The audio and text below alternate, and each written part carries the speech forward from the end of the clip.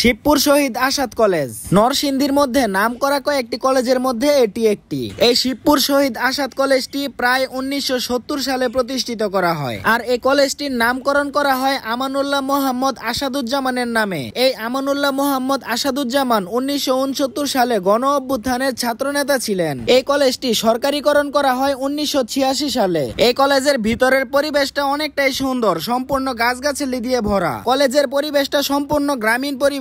এই শিবপুর সরকারি কলেজকে নাকি অনেকেই প্রেমনগর কলেজ বলে। এতদিন ভাবতাম এই কলেজকে এমনটা বলার কারণ কি, কিন্তু এইবার 2025-এর এইচএসসি রেজাল্ট দেখে বুঝতে পারলাম ঘটনা মনে হয় আসলেই সত্যি। কিন্তু এইবার শিবপুর শহীদ আসাদ কলেজে এইচএসসি পরীক্ষার পাশের হার ছিল মাত্র 20.51%। যদিও এই শিবপুর শহীদ আসাদ কলেজের আগে অনেক সুনাম ছিল। যাই হোক, এই শিবপুর সরকারি কলেজ অনেক আগে থেকেই আমার অনেক পছন্দের একটা কলেজ। এখন এই কলেজের দিকে একটু কম আসলেও আগে অনেক আশা হইতো।